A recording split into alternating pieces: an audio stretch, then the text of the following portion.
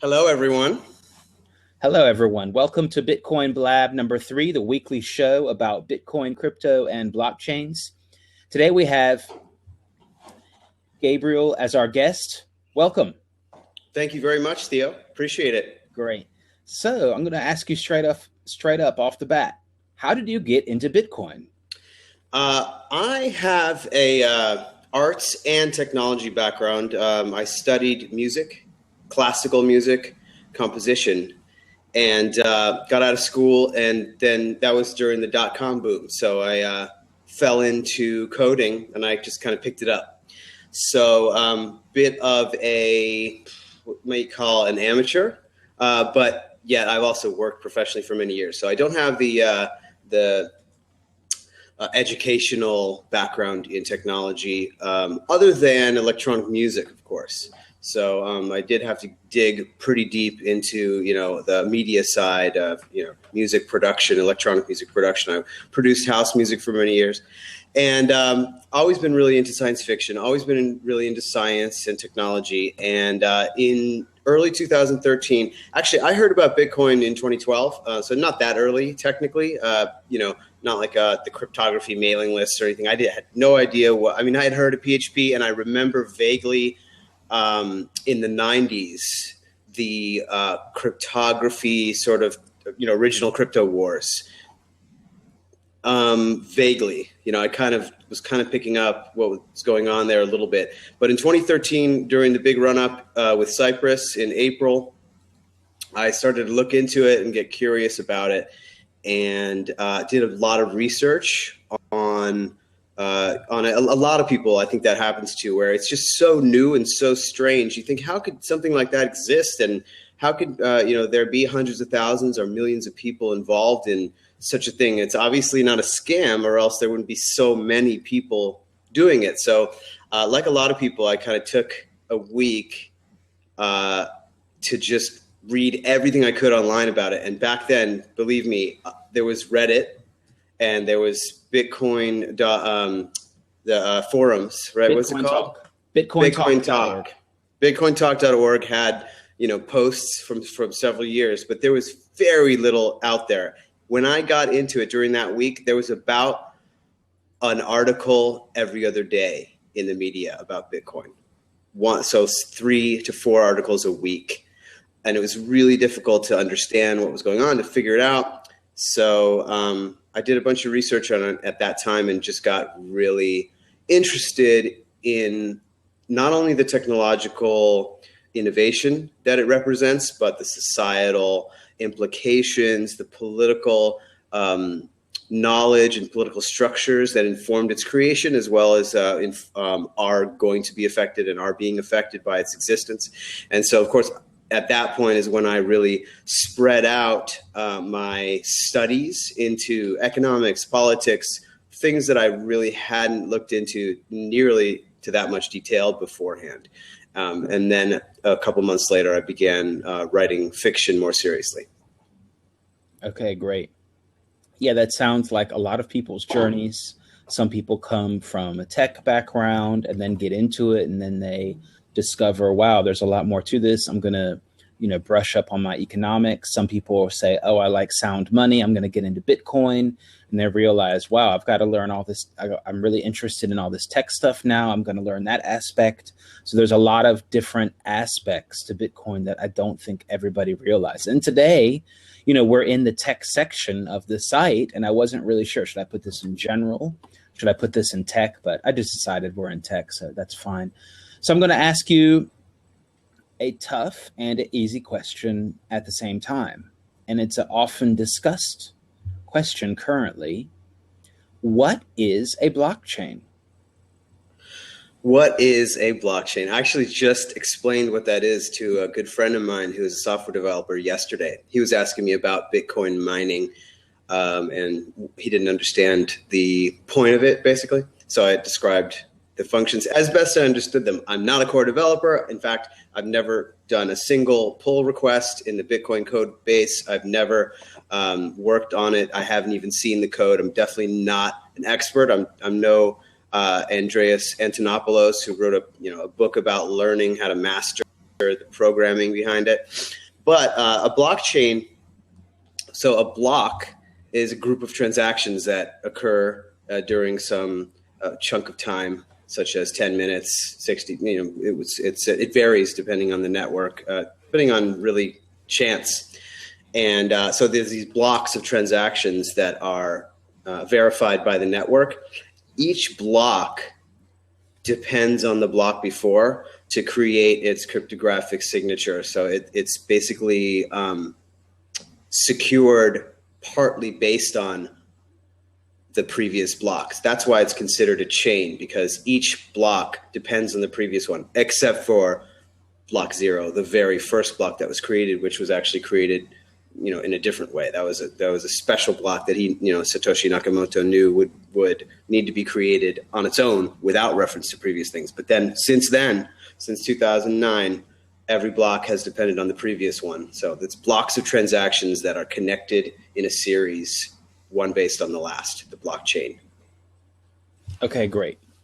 Yeah, I think that we're going to keep having that question, and we're going to need to come up with some different ways to explain it. But I think that was a good way. And you ran into the block aspect of it, which I forget sometimes, which is a really important one. That is one reason why you can't falsify transactions. All right. Right. Yeah, that actually confused me when I picked up the white paper and was trying to make heads or tails of it. Satoshi was, I think, borrowing a term from cryptocurrencies that he knew he was talking to, the 10 or 26 people or whatever that had been working on this for the previous 20 years. And assuming that they already knew what blocks was, he didn't bother to define it in the white paper. And that was really confusing. I was like, what's a block? It's just a group of transactions. Yeah. It's just the transactions. It's the transactions that have occurred since the last block of transactions. Basically, it's kind of like a page in a book. Right. Okay. All right. What are your current projects? I'm working on a few different things right now. I'm writing my second novel, and I'm preparing my first novel for publication. I'm also working on a few startups as my work right now. So in the nightlife industry, as well as community and things like that, I'm doing the web side of those businesses and also user experience. So professionally, I'm kind of a user interface engineer, and I'm also writing and a little bit of music on the side still. Okay, great. Well, tell us about your first novel. What's the title? What is it about? Does it have Bitcoin in it? How are you going to publish it, and how has that been? Okay. The novel is called Feed Forward, sort of like the opposite of feedback, which is a word that I discovered after I wrote the book. It actually is used in AI as well as management. It's a term, feed forward. So it's broken into 3 parts, 3 sort of novellas. Each one has a different point of view character, 3 characters that know each other. And it takes place in the mid 21st century. So about 50 years from now, maybe 40. I don't really say when it's taking place, sort of near future.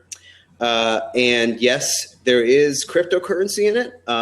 I call it coin in the book because I'm indicating that there's an ecosystem of cryptocurrency and they're somewhat interchangeable, as we're seeing now with, for example, Shapeshift.io, which is an alternative cryptocurrency exchange where you can trade them back and forth very, very easily. So once you're in the cryptocurrency world, changing from one currency to the next is somewhat trivial. They're very liquid. So I have this idea of a non-coin, and as well as sort of public coin. So I actually figured out afterward that they used to call money coin back in the Enlightenment period or whatever, when it was precious metals, you would call it. We need more coin, and it referred to gold or silver. So that's the plot of the book centers around a genius programmer, his old friend who's a marketing expert, and then the last novella centers upon their friend who is a caster, what I call a caster in the book, which is what we might call a blogger, like yourself, Theo, would be considered a caster. Okay, great. I like that. Yes. Has that ever been used before, a caster? I kind of got it from this great novel called Noise, which is a very near future novel written in '07, takes place around now-ish. And in that it has a bit of a different meaning. It's not necessarily like an internet media blogger thing, but that's where he had the term apostrophe caster to refer to pirate radio and television signals being sort of broadcast in a local area as a way to communicate under the radar, sort of like graffiti tags, but over the waves, or the airwaves. So yeah, casters are kind of like what have replaced journalists in this scenario that I've created. And yeah, I have lots of sort of neologisms in the book. One of them is shaker, which is the entrepreneur class. It's because in the mid 21st century, I had this idea of our current industrial economy is in the process of dissolution, and in its place is arising this large class of entrepreneurs that do projects and jump from project to project. I kind of got the idea from like movers and shakers, right? And they're called shakers. And then they do kicks, which I got from Kickstarter, which is crowd-funded business projects, basically. So they're doing a kick, and their kick is the first human-level artificial intelligence. Right.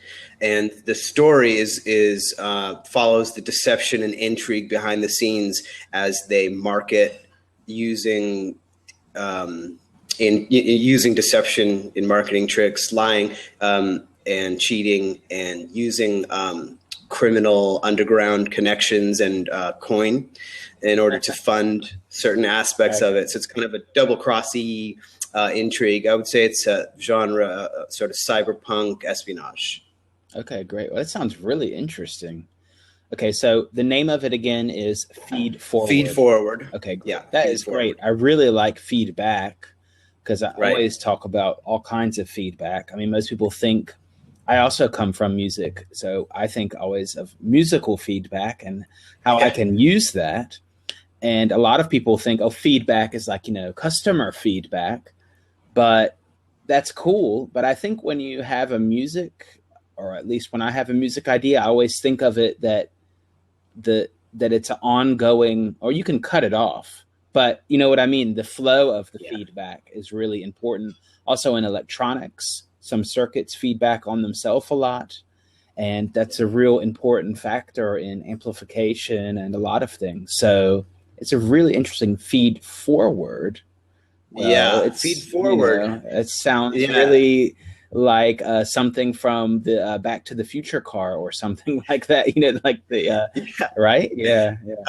That's interesting that you mentioned Back to the Future. I didn't make the connection there, but I just realized that the jacket covers that I had designed, I specifically wanted some triangles pointing forward, and that's actually what they went with Back to the Future as well. Feedback, as you point out, is of course a great concept, and in logic they call it recursion, which is an extremely vital principle that's central to neural nets and other types of AI, where they have feedback loops that, for example, image recognition, they try to figure out it's a little bit more like this, and then they go farther and farther, and they figure out, it's a cat, it's an alligator. So my idea was that certain developments like the internet or Bitcoin are radical jumps forward that do not depend on this general, process of feedback that we tend to rely on for quote unquote normal pace technological progress. And instead, we have these tipping points and, points of no return where, oh my God, things just change so fast and life's never the same again. And naturally, a human level artificial intelligence, if it's even possible, would of course be something like that. Right. Okay. Getting back to, I guess, reality, how are you going to publish this thing? I'm going to do it on Amazon first. I've been talking to a friend of mine who is a professional author, and just getting some tips. So it's going one step at a time. I'm preparing the ebook formatting right now, which is relatively challenging for newcomers, and gonna just throw it up on there. I believe that the first Amazon has a special deal. You know, they're the 900-pound gorilla in the industry, so they have a special deal that's very advantageous for a beginning publishing. You can do a 90-day deal with them where it's only available on the Amazon store. And of course, I want to sell it for Bitcoin myself on a small site that I'm going to make anyways for marketing purposes. All right, sounds great. There also is a guy, I forgot his last name, someone in the chat, please remind me, I believe Tommy, and he has also published a book, I believe The Message in the Music, and he's here on Blab a lot, and he has his book on Amazon in physical only.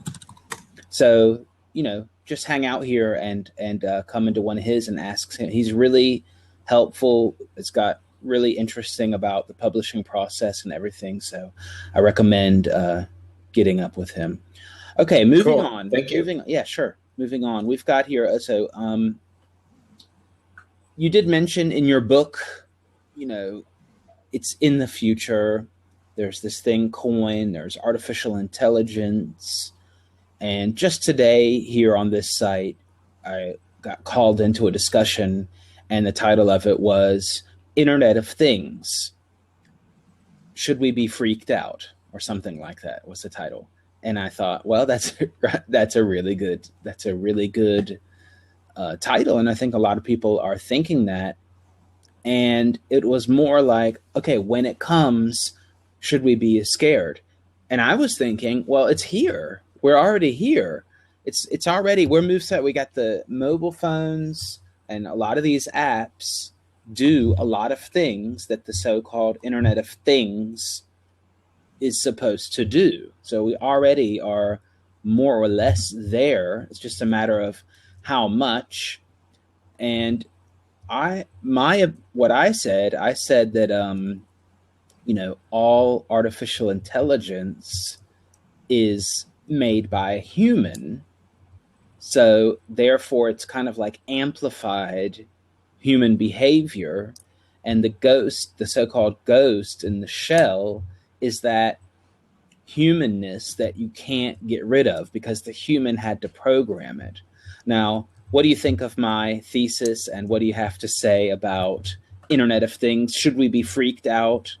What about, you know, artificial intelligence, machines making machines to dominate humans, and all these things you get in movies? What do you think?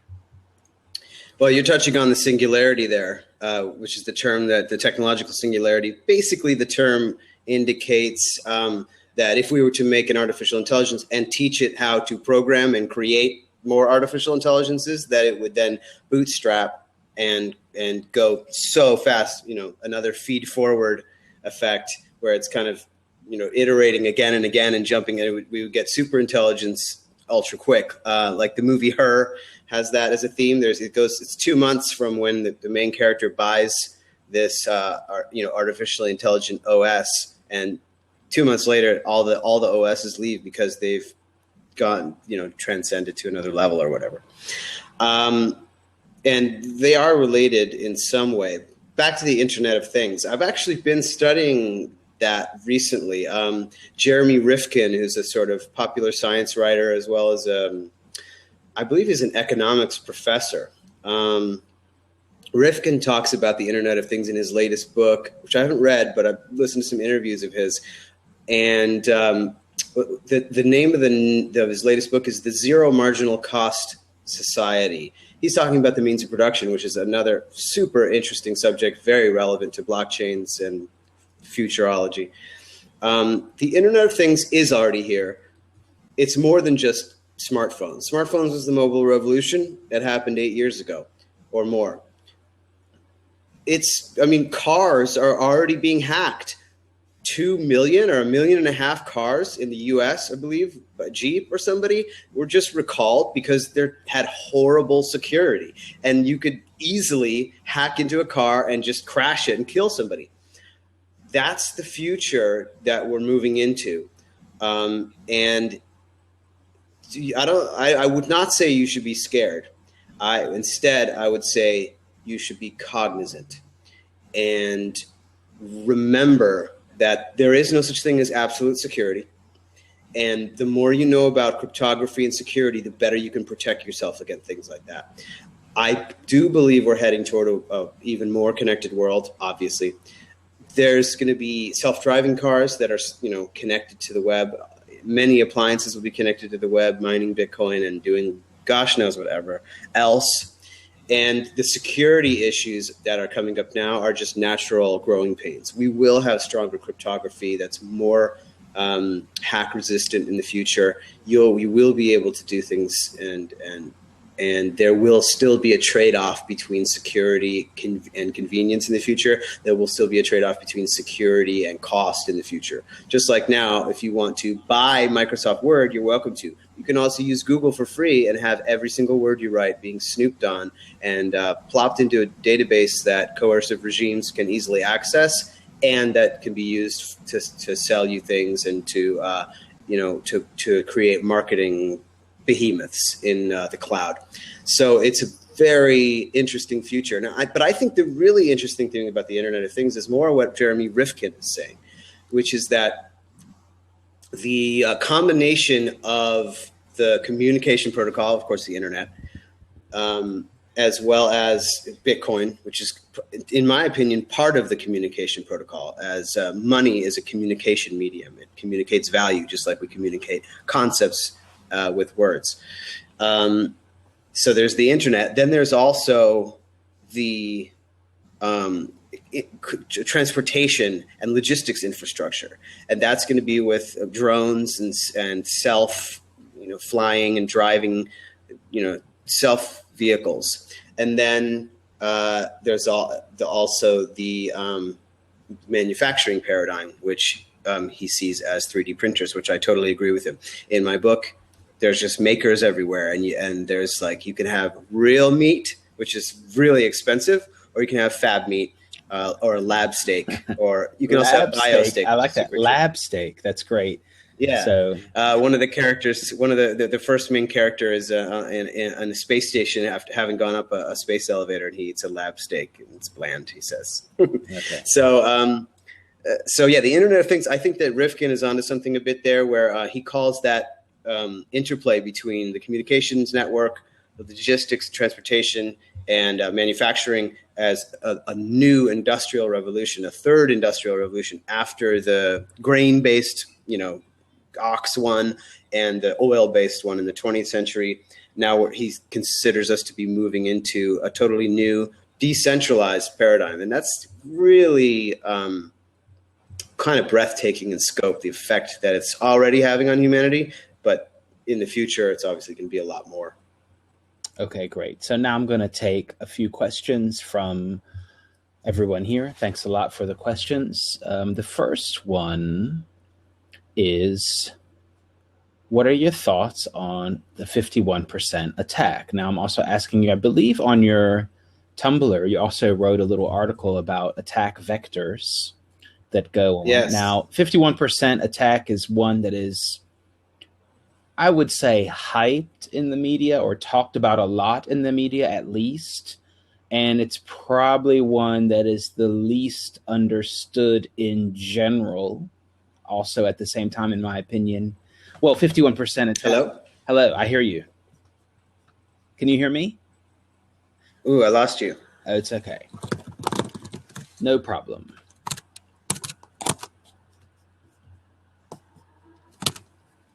%51% is often misunderstood. Once a 51% attack happens, it's not the end. You have to hold the 51% attack for X amount of time to do X deeds. And if there's a 51% attack, you cannot reverse a transaction. You can do some things. So what are your thoughts about a 51% attack?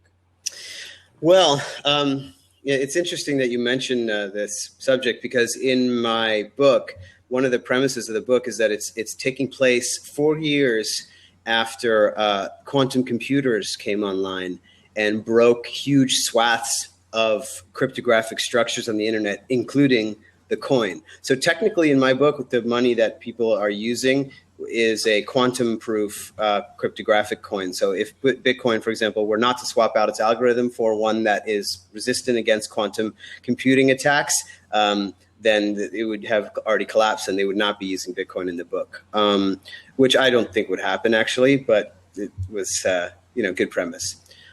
51% attack is an interesting subject, and a lot of people worry about it. Like you, Theo, I agree that it's mostly unnecessary, but there are concerns. So there's two sides to the story, in my opinion. There's pre-attack and post-attack. Pre-attack, you're talking about how do you create a mining, a secret mining cabal that has half a zettahash of computing power, which is 50% of the network, without anybody leaking it to anybody else, without anybody knowing. You'd have to, not only would you have to fund this enormous mining infrastructure, which would maybe $500 million or so, which is not that much for a government actually to throw out, but it's non-trivial, and it definitely requires a number of people, human beings, even if they're just overseeing robots in a Chinese factory, doing chips, to keep it secret that these Bitcoin mining chips are going to be used for an enormous surge into the mining network. That is so difficult. I mean, you'd have to pay another $500 million in bribes and coercion just to keep the players quiet. Then, once you've magically come up with 51 or more % of the hashing power of the Bitcoin network, you got to turn it on, which everyone's going to know happens because the hash rate of the network is totally public. In addition, to like double spend a bunch of Bitcoin on the network after having spent $500 million to publicly double spend Bitcoin, it's literally impossible to get away with doing that secretly. There's no way to say, just sneak in. And no, I just snuck in half the Bitcoin network hashing power and secretly. No, it's transparent. It's completely transparent. So as soon as there's that attack, everyone knows, and they can just fork to another one and block IPs. Now, of course, blocking IPs is not a good permanent way to block players. So it's very, very difficult to pull off a 51% attack. And even if you do, it's relatively easy to recover from. It would be traumatic, but definitely not a deal breaker. And there's other cryptocurrencies now too. So the liquidity can move. It can move out into, for example, gold. There's gold Bitcoin trading markets. Then maybe they're spoofing some of their volume or spoofing their reserves or things like that. But it's so liquid too. I mean, you can move all the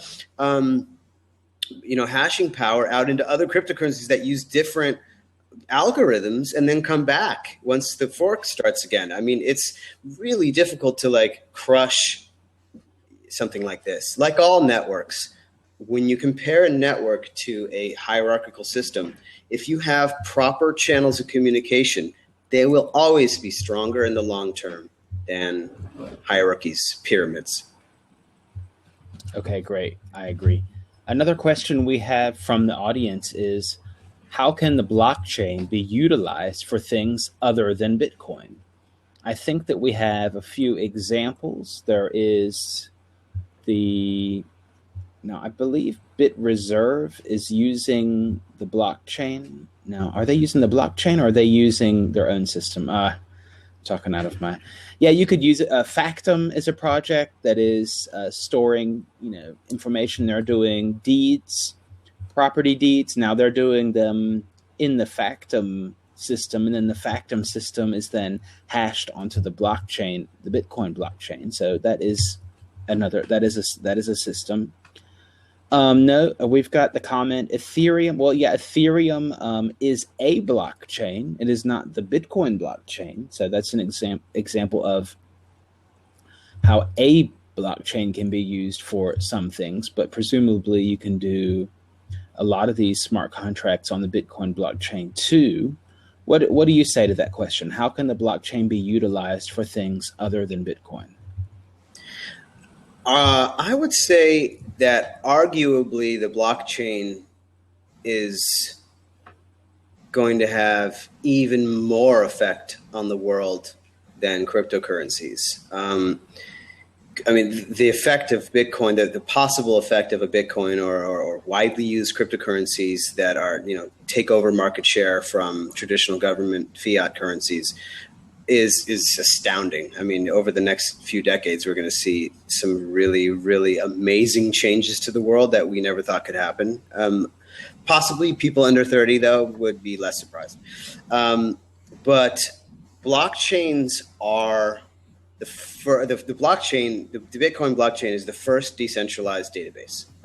There are other distributed database technologies, but the first trustable, secure, decentralized database. So what that means is that you can then create projects that depend on agreements and agreeing on what data is and what's true at any given time.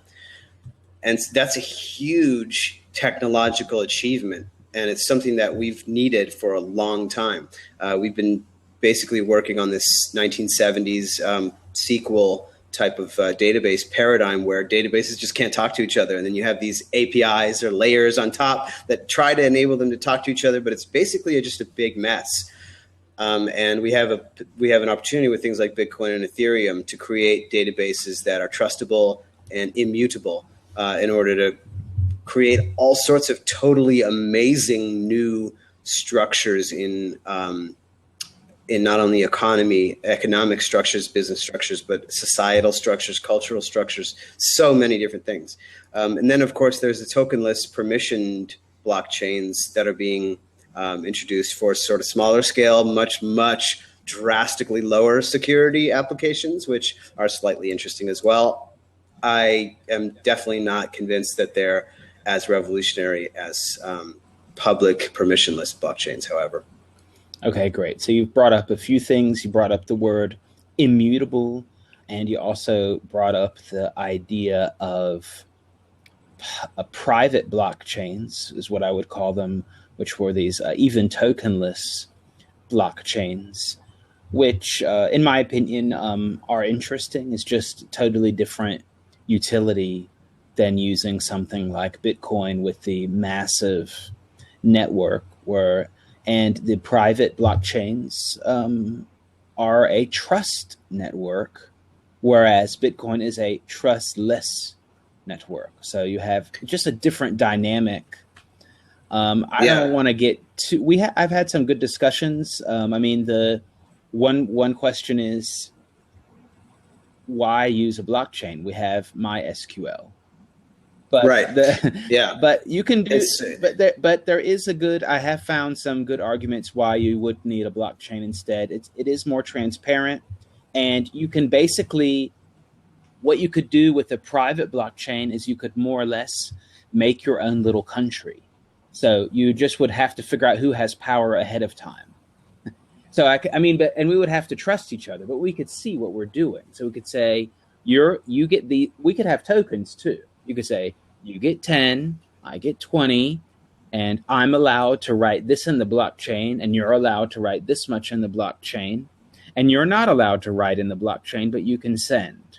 You see what I mean? It's just a real basic example. It gets really complicated with the smart contract stuff and scripts and all these things. I think permission blockchains are a little bit of a mirage, and I see where the SQL comment comes from. Yeah. They provide a far greater security than any SQL setup you could come up with. Even a SQL setup that's got cryptographically secured entries in its database tables does not compare because of a blockchain. Every block must be based on the thing that came before it. So to change a transaction from last week, you have to change all the changes that come after it. However, I think that banks right now might be underestimating the security issues. There's a woman, Blythe Masters, who actually was an innovator in the financial world creating derivatives, if that tells you something. So she's all about, setting up these private blockchain networks among banks so that they can settle faster. And I don't know if I've ever heard of a better hacker target. I mean, that is terrific. Hackers out there, I'm sure you're not listening because you already know everything I'm saying, but boy, wait for those permission ledgers. All you got to do is hack into 16 banks. Just call up, you got your girlfriend at one, you got a friend at another, you've posed as an insurance person on the other, boom, boom, boom, get your team together, hack into those 12 banks or 6 banks or 16, whatever institutions. All you have to do is get the 16 private keys, and you've completely taken over the whole network. Send that money to wherever else, or destroy it, or delete it, or whatever you want. I mean, that is such a hacker target. It's going to get destroyed. I have a feeling that those permissioned blockchains might not quite work out as they think they will. However, for World Crypto Network, internal, fun, back and forth little gambling thing with your friends or whatever, low security applications. That's the thing. It's a security that's a bit greater than what you can achieve with SQL, and it's dramatically less than what you can do with a public blockchain like Bitcoin. So whatever applications like banking, I think it's probably too low security for what they're trying to do. But perhaps for gambling among your friends or something like that, it could work. Okay, great. Yeah, I think it's going to be a big ongoing discussion about all of this. What does all this mean? What can you use it for? Okay, now coming to the next question, also really interesting. How do you think the New York Bit license has an effect on the anonymous nature of Bitcoin? Now, I would like to say that I think it's a little dangerous to call it anonymous, or it is dangerous to call it anonymous. I would say that it can be private if you want, but because of the public nature of the blockchain, more or less what you're doing is you're obscuring your transactions a lot. Because there's no permission needed, you can make it somewhat private, but in regards to Bit license, it does have an effect on that, though. In the Bit what do you think about Bit license? The effect it has on Bitcoin, the effect it has on being anonymous, or in the sense of not having to jump through really big bureaucratic circus hoops, or whatever you want to call them, in regards to Bitcoin startups, Bitcoin companies, etc. Yeah, I agree about the anonymity thing. It's important to realize that Bitcoin by nature is a transparent public ledger, and you have to take very specific precautions in order to transact anonymously on the Bitcoin blockchain. It is possible, I think. I haven't really done much of it myself, but I know Christoph Atlas wrote a book about called Anonymous Bitcoin, and it discusses the ways to stay private on the network. So, but that is a relevant subject to bring up in the case of the Bit license, because the Bit license is basically a know your customer application to Bitcoin businesses in New York State. And I think it's typical. Basically, governments function by coercion, and they have a knowledge problem. You can't coerce somebody if you don't know what they're doing. If you know what they're doing, then you can use that as a leverage in order to get what you want, which in this case is power for a tiny oligarchic elite. So they naturally want to track all communications online. And as I said earlier, money is a type of communication. Now, 200 years ago, to give somebody a gold coin behind a shed and have a conversation was not a problem. They weren't worried about it. Now we have a totalitarian regime in the United States, and pretty much all government is working to move power and wealth to the top of the pyramid. So in New York State, you have the financial centers, which those who use coercion, the government, they want to yoke the financial industry to their coercive structures in order to draw off wealth for their own power means. So naturally, they've set up quote unquote know your customer and quote unquote anti-money laundering, which is really just a euphemism for surveillance. And so they've applied that to Bitcoin, which is really hilarious to me. And I think it's just more humorous than anything. Just watching these network structures destroy old hierarchical systems slowly over time is entertaining to me. So I think it's too bad for New York residents that they're now going to have to access Bitcoin through anonymous channels and privately and illegally. But I think that the state government in New York is just basically asking for that. So unfortunately, I think that the city of New York is going to experience a major financial hit from this legislation. It's going to set the state's financial industry back until the license is lifted or changed radically from its current form. Basically, what you're going to see is the total and complete collapse of the financial industry in Lower Manhattan. So might be a good time to sell your real estate in the Wall Street area. We've got a big prediction here: the collapse of the financial industry. I'll talk to you in 6 years. Okay, hey, in 6 years, it might be like that. All right, well, thanks a lot.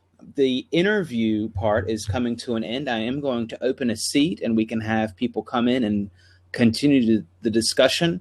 I'd also like you to visit our sponsors today. We've got tradebitcoin.us, hasonline.com, transmission.rocks, and worldcryptonetwork.com. Check them out. And thanks a lot for coming by. How can we get in touch with you if we want to buy your book, if we want to get in touch with you about what you've been talking about? I think Twitter is a great way to get in touch with me. Gabriel Dvine on Twitter. I'll write that in. Oh, it's actually the same name. Yeah, I've registered on Twitter here, so you can see it, I think, on there. Twitter is a great way. I'll be announcing the publication of the book on there. Also, there's a link to my Tumblr blog, which is futurerant.tumblr.com. So you can see a couple of posts there that I've done, just thinking about different paradigms and sort of investigating possibilities. All right, that was Bitcoin Blab number 3. See you next.